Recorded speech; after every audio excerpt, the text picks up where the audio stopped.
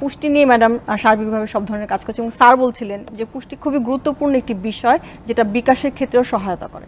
আমি একটু ম্যাডামের কাছে জানবো যে এই যে পুষ্টির বিষয়টি আসলে একটা বাচ্চার একার পক্ষে তো আসলে নেওয়া সম্ভব না, কারণ সে তো একার পক্ষে আসলে খাবারটি খাচ্ছে না, তাকে দিচ্ছে যে বড় ভূমিকাটি পালন করছে প্যারেন্টস, স্পেসিফিক্যালি আমরা যদি বলি মায়েদের কথা, যদি একটু মায়েদের রোলটা বলি যে মায়েদের ভূমিকাটা কি থাকে এই বিষয়টিতে 5 বছরের অধিক বয়সের শিশুদের ক্ষেত্রে। অনেক ধন্যবাদ মলি আপনাকে। অ্যাকচুয়ালি আমি খেয়াল করেছি যে আসলে পুষ্টি শিক্ষার কোনো বিকল্প নাই। আমরা হয়তো সামাজিকভাবে পারিবারিকভাবে অনেক ক্ষেত্রে আমরা রিচ, কিন্তু আমরা আসলে যদি ওই বিষয়টা না জানি তাহলে তো আসলে অ্যাপ্লাই করতে পারবো না।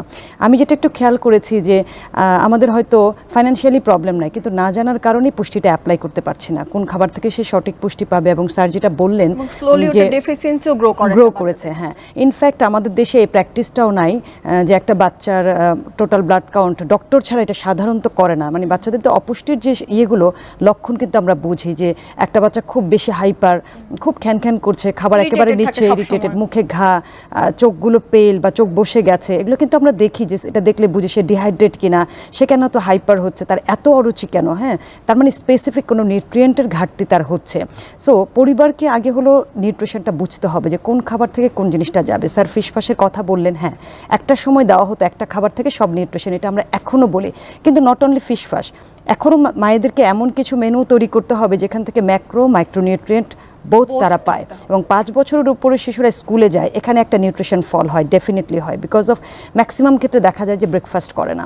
সো এখন আমরা ডিপেন্ডেন্ট হয়ে গেছে বাসায় মেড বা সব কিছু, এবং একটা কমন জিনিস আছে আমাদের মধ্যে যে বাসায় রুটিটা বানাতেই হবে বা একটা খিচুড়ি, একটা তৈরি খাবার ছাড়া নাই, আমরা ইনস্ট্যান্ট খাবারটাকে খুব একটা প্রেফার করি না।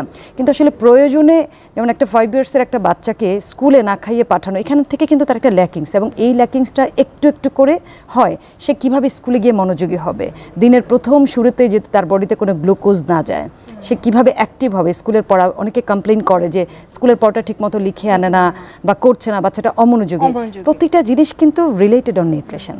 সো এই যে এই ধাপগুলি, স্কুল থেকে আসলো, বাচ্চাটা খুব টায়ার্ড থাকে, সে পানি ঠিক মতো খাচ্ছে না, ডিহাইড্রেট হচ্ছে বাচ্চাটা, তারপরে লাঞ্চে আসলো, এবং বাচ্চাদের একটা জেদ থাকে। প্যারেন্টস, এখনকার একটা দুটো বাচ্চা তো প্যারেন্টসের কাছে আবদার বেশি থাকে, যেমন দেখবেন যে ভেজিটেবলটা দিল না, চিকেন দিয়ে বাচ্চাটা ভাত খাবে, আর কিছু খাবে না, এই ধরনের কিছু থাকে। সো কমন কিছু নিউট্রিশনে তখন তাদের ডেভেলপমেন্ট হয়, যার কারণে অনেকগুলো জায়গায় তখন ফল করে যায়। বুঝতে হবে যে এই 5 বছরের এই শিশুটার ফিউচার ঠিক করার জন্য তাকে এখন থেকে রেগুলার তার পুষ্টিটা আসলে নিশ্চিত করতে হবে, এবং প্যারেন্টসকে ভেরিয়েশন আনতে হবে খাবার, অর্থাৎ ডাইভার্সিটি ফুড আমরা বলি।